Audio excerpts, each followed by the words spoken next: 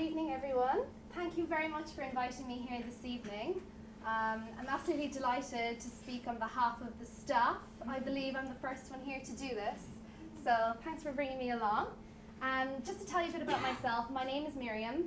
I'm currently working up in the Marketing Communications Department, and I work as a PA to the Associate Dean. So today I'm going to talk to you about my volunteering experience in Nepal and Thailand. My theme is you get more than you give. So I'm going to discuss my background, why I got involved, the volunteering projects that I worked on, and the highlights from some of those. So by sharing some of my volunteering experience, I want to portray how it has shaped my life and how you too can get more than you give. So just a bit of background about myself. I'm 27. As you can probably tell, I'm from Ireland. So I'll try and speak clear and try and hold back in the Irish language. I studied my Bachelor of Business degree and a Master's in Public Relations in Cork Institute of Technology in Ireland. So for me, my university played a pivotal role in kickstarting my journey into volunteering. In my university, I was class rep. I was involved as chairperson on the Business and Accounting Society.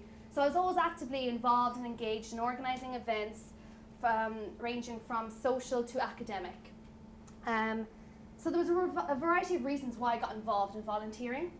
I wanted a new challenge, I was passionate about travel, I really wanted to develop new skills, but ultimately one of the contributing factors were the volunteering awards. So my university were providing scholarships and bursaries to students to participate in international volunteering projects. So fortunately for me, I got awarded a bursary in 2012. So this was my first volunteering experience. I got to go to Kathmandu, Nepal, and to teach English as a foreign language. As you can see highlighted in blue, which I'll explain later, it ended up evolving into additional projects. The following year, I did my second volunteering experience, which was an arts and crafts therapy program in Chiang Mai in Thailand. So this was a full scholarship to participate there for 4 months. So what projects did I do? So my first volunteering experience, as I said, was in Nepal to teach English. I taught 2 different classes. The kids ranged in age from 4 to 17 years of age. The school itself was absolutely dirty. It was government run. There was no proper syllabus. There was no structure whatsoever. The English books they worked from were from the 1970s. The word English itself in the footer of the pages was spelt incorrectly. And it was just an absolute shambles. There was no structure whatsoever. However, this was one of my favorite volunteering projects. 3 of the main highlights for me was the passion that the children had to learn. These children had such long days. They'd get up at 4:30 every morning. They'd have to do work for their families to try and raise income. They'd walk for hours on end to even get to school. But they were so passionate and they really, really wanted to learn English. One of my English classes was based on careers and jobs. So I asked everyone, what do you want to be? The majority of them wanted to be doctors, nurses, and teachers. So I asked them, why do you want to work as a teacher? Majority of them said that they want to help people. That for me was absolutely adorable, the aspirations that these people have. They've absolutely nothing themselves, but it's amazing how they really want to progress themselves. Thirdly, the third highlight, was their overall excitement and happiness. They were so thrilled to have someone foreign and someone new and exciting come along, and the overall admiration and respect that they showed was really, really amazing. So, here in this picture, this is the orphanage. In the background, you can see the school that I worked in. So one evening we finished work, we're leaving school, and the kids were at the gates of the orphanage, shaking the gates and waving bye.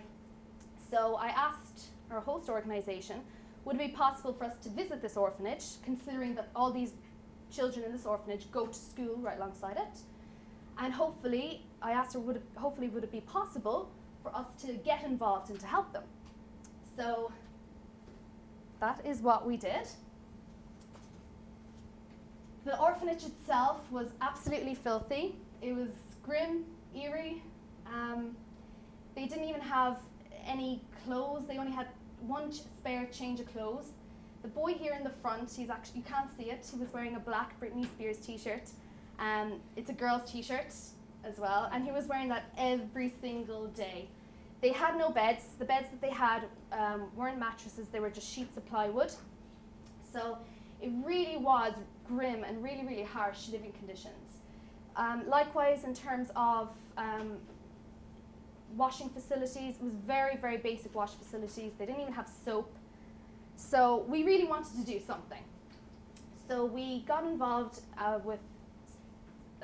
we set up like a sanitation program. So we would come in, we'd provide them all with a bar of soap each, and we'd work with each child individually. So we'd show them how to wash themselves, and then for the young children, we'd wash them because they're too young to do it themselves. Also, we'd help them with their homework, so every morning and evening. And it was absolutely phenomenal to see this. The one thing which sticks out for me about the orphanage is that they're so happy and they have absolutely nothing. So giving back. This was one of my fellow volunteers, Selena. She fundraised €1,400 and she bought almost 50 mattresses and mattress covers, sheets for all the kids. Now the sheer and utter excitement that they got on seeing all these mattresses was absolutely phenomenal.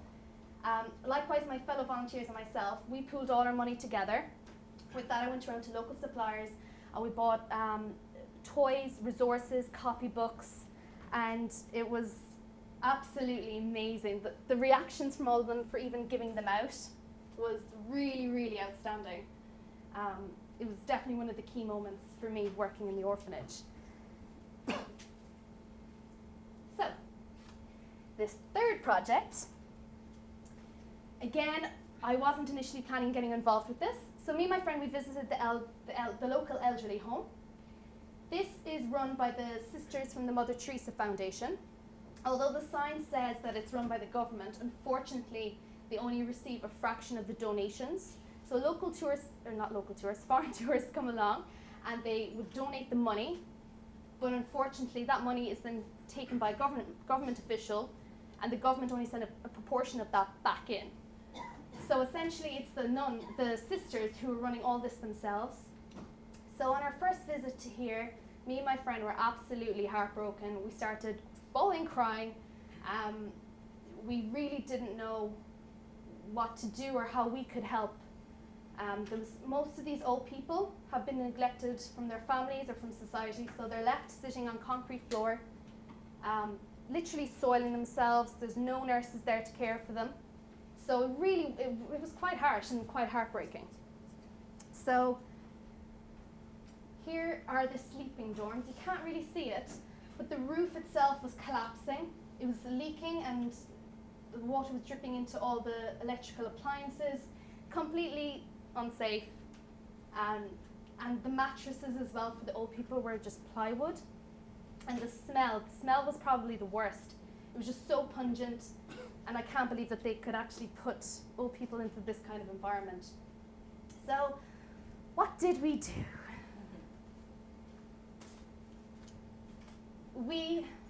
Myself and my friend, we decided to help the sisters with their daily tasks. The sisters worked 7 days a week, not getting paid, no compensation, to help the old people in this elderly home. So, on the far left, you can see that was the immersion, a pretty grimy utility room, and we had to ration the hot water. So there was no washing machines. So we would set up this like a chain of a team of us. We set up this chain of us. So, sorry, the team of us would set up different pots and containers, and we would form a chain, and we'd start cleaning all the various garments and sheets. So we were essentially the washing machines. We had no gloves, no nothing. We literally had to wash all the soiled garments by hand. Then afterwards, all the old people would be sitting in the yard, so we'd feed them and literally have to physically lift them up and put them over by the corner and clean down the whole yard. So the whole water was being recycled, so we wouldn't waste any water. That water from the washing the clothes was used then to brush out the yard. Again, with not even a brush, it was reeds. So it was pretty intense work, pretty physical. But despite all the negative and harsh conditions, the two things especially what I enjoyed the most was the work harmony. The sisters there were absolutely amazing. They're singing, doing their work. They're so passionate about the work that they do. And to create that kind of work environment and dynamic was absolutely phenomenal to see. It really was an experience to note. It always sticks out in my mind. So Thailand. I'm going to be brief with Thailand. So Thailand was my second international volunteering experience. I went to Thailand after I completed my master's. So I got the full scholarship, went away for 4 months, and we did art therapy workshops with various disadvantaged groups. So from Burmese refugees, prisoners, sex slave workers, and disabled and handicapped children and adults. So I'll just give you an example of the type of workshops that we did. So one of the groups that we worked with were women in correctional facilities. So these women worked in the maternity section, lived in the maternity section of the prison. They were pregnant, and when they'd give birth to their babies, they'd have their babies between 12 to 18 months. After that, the kids were taken from them. Many of these women were in prison for minor offences like drug muling or petty theft. So we worked as a group. We'd come in with our workshop idea, and we would carry out the exercises with them. So there was many benefits from doing this. For us, it was providing an escape for them so that they can escape the harsh reality. Second of all, we're trying to teach them a new skill and craft. Many of the classes that we had, the women themselves would repeat it and create these products, and then they'd sell them themselves when they'd leave prison or inside in prison to try and generate a bit of money for themselves. Likewise, they're creating something personal and that they can give to their babies inside in the creches. So they'd use the stuff that we'd make and have it to decorate the creches or the cribs. And ultimately, the whole aim was to have fun. So unfortunately, I don't have any pictures from that workshop because we weren't allowed to take pictures in the facility. So why volunteer?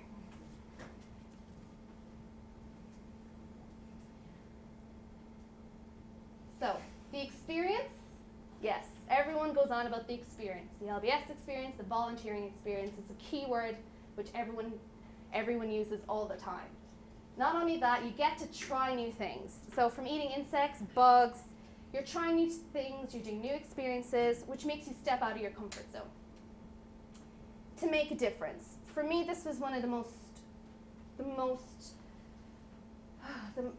biggest reason and the biggest contributing factor from volunteering. So this boy up here, he lived in the orphanage, and me and my friend used to teach him. So he never celebrated a birthday. He was never given birthday cake, never had a present. So we got him 2 small little plastic toys, and we gave him as a surprise, we gave him the presents on his birthday. We sang happy birthday. The boy started bawling, crying, and it was the most emotional moment ever. It was so rewarding to see. For me, it just goes to show how doing something small like this can have a huge impact in someone's life. And a couple of hours later, I'm still chatting with him, and he was asking me, "Oh, are you married? Do you have children?" Nope, and I still don't. And he said a sentence. He said, "You would make an amazing mom." And I started crying, trying to pretend not to cry, trying to distract him. And that for me, that just sums up my whole volunteering experience. It's getting more than you give. This is something that can't be measured. It's just an emotional moment and such an rewarding thing. So, the before and the after. It is quite difficult for me to explain the before and the after scenarios, but I would like to show you a video.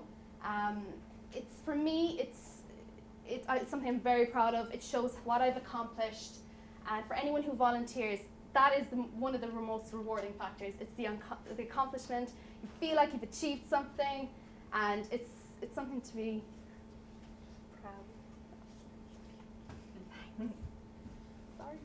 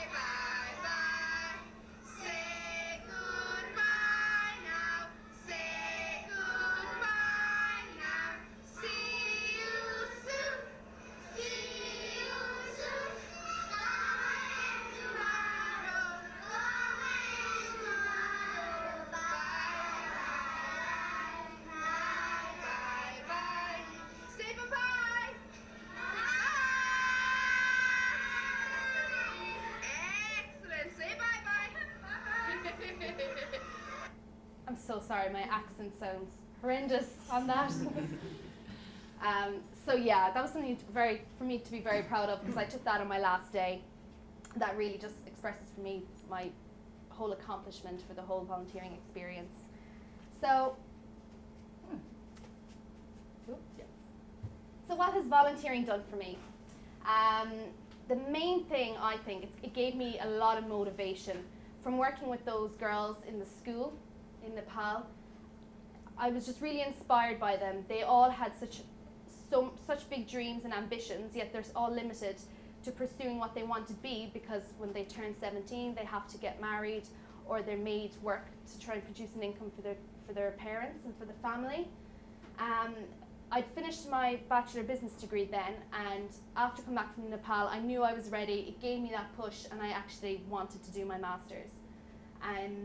It shaped my global views, and it's shaped my perceptions. But as well as that, it's really added value to my job and to my life. Like even here now at LBS, I'm still volunteering, and I volunteer at the Fourth Feathers every second Wednesday. Interestingly enough, I met Sammy at volunteering last week, the week before. So we were painting at the Fourth Feathers, which is nearby, and this is how I ended up here today. So you never know with volunteering. It puts you in contact with like-minded and other great people, and providing great opportunities for you. So as well as that, it adds to your personal development, but most importantly, it gives you an appreciation for life. You see what really, really matters, and it is outstanding. So going forward, work-life balance. So Richard Jolly recently was speaking to us at our school meeting. He was emphasizing this whole work-life balance. Basically, people on their deathbeds, they all have regrets. They regret about the things that they didn't do. So he was emphasizing how climbing the corporate ladder doesn't make you happy. It's all about adding the valuable experiences.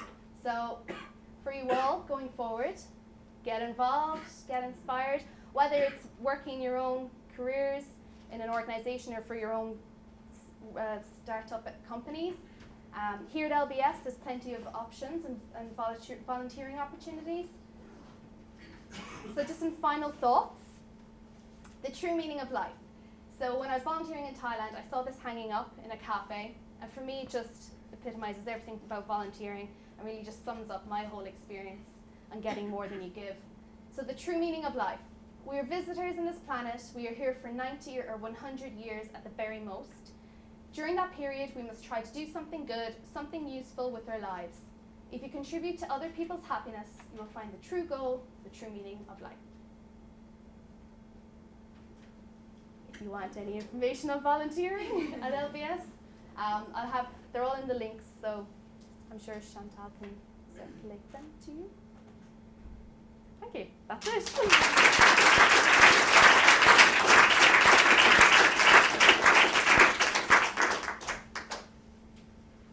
No questions? Great! This is brilliant. Are you still involved with any of the charities you worked with when you were travelling? I'm still in contact with them. Like recently with the earthquakes in Nepal, I was in touch with the organisation just to check in. I wanted to know how if that elderly home still withstood the earthquake. But other than that, I don't contribute. I'm still not involved, but I'd love to going forward. Another couple of years, I'd love to go back and visit Nepal. It's a shame. I kind of felt like I had that opportunity to go back there again, but I felt like I wanted to do something new. Like you've done it, you've had such a good experience there. You don't want to go back because you don't know if you can top that sensation and that just accomplishment. I feel like when you've done something good. Try something new and a newer challenge. But I am in contact with. So answering your question, yes, I am in contact with fellow volunteers and with the organizations. How do you, I volunteered myself, and sometimes you feel that you're just giving something super little to contribute to a huge problem, or that some of the things are just like material things, and you don't know if it's actually going to change their lives. So it's a hard feeling as well. What do you think of that? What do you mean? You feel like the work that you do is just so small that you're never going to complete the whole thing? But like that, it's the little things. I mean, did I solve the educational problem in the school? Far from it. But like that, it's the little things. It's those rewarding moments. Even buying the little present for the boy. Like for him, that's a fantastic thing. That made his day. So to provide something that emotional. You can't solve all the bigger problems, but if you can start with the small ones. But it is. I did feel like that. There were days I felt like I can't do anything. It's the Nepali government can solve all these problems, but you got to do what you can do. So I like how you've done like very different things and touched very different kinds of people and targets. Mm-hmm. So I've done a lot of volunteering, and it's usually like the kids that are targeted the most. And I feel like sometimes there are other groups that are not really taken care of. Like having worked with so many different people, who do you think, or what do you think, adds the most? For me? Or no, for the people receiving it. So who gains the most? Yes. Who gains the most? Oof. Based on all of them, it's so hard. Everyone does, and I felt with the older people because of the lack of communication, I couldn't talk to them. But I was still minding them and physically lifting them and caring for them and changing them. But then with the children, it's rewarding on all different levels. I don't know. I can't measure that or know which one is who benefited the most. It's hard to say. I would be tempted to say the projects I did in Nepal did, because they're so much poorer. They really, really gained from us and the projects, I felt. But then again, I don't know. I don't know. I'd like to think everyone did. I'd like to think everyone gained in some way. I hope it wasn't a waste for anyone. Let's have two more questions, yeah.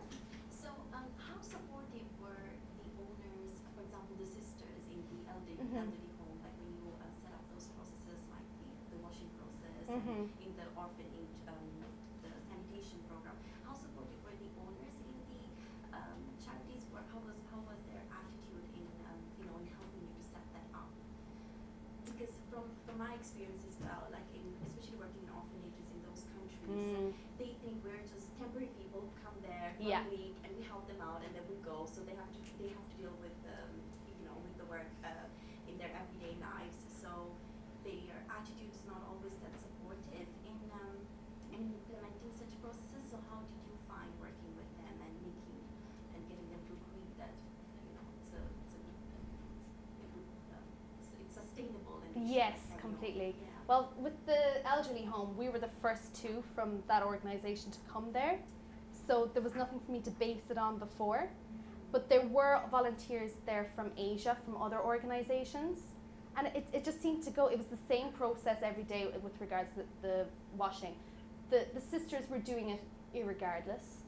It was just they were getting additional help. We were just trying to literally lighten the load, excuse the pun, but those processes were always there. With regards to the orphanage and stuff, again, it was a new program which we set up. That host organization were only started up in Nepal a month before we came. So it seemed effective to us, and we were making sure that would be continue after we were gone, but seems to be. They're telling me it's still effective when I email them. So, but I agree completely. It's very hard to ensure that it continues after you leave. The last question.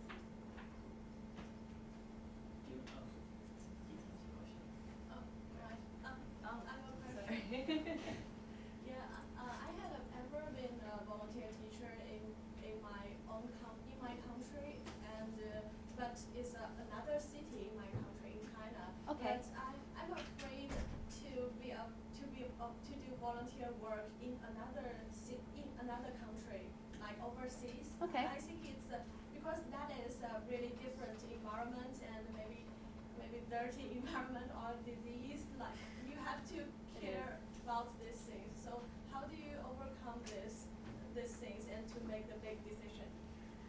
Well, for me, before I went to Nepal, my plan was just to teach. I was like, kids, they're okay, I'm going teaching. But when you go there and you see it, and you see the reality, you don't care. I was washing poop by hand out of clothes. I didn't think I would ever, I wouldn't even wash my own clothes at home by hand. No mind saying someone else's with poop on. But when you see it and you have that overwhelming emotional response to it, you just want to help. And I would have been quite a tough person, and I was crying. I was crying when I saw some of those places. But I agree completely. The first day me and my friend went washing the clothes, we were like, sorry, where are the gloves? And they started laughing at us. So we were like, oh, but it's good. You just embrace it. And you know what? After 2.5 months, 3 months, we didn't know the difference. It was fine. So you just overcome it. Good. Thank you so much.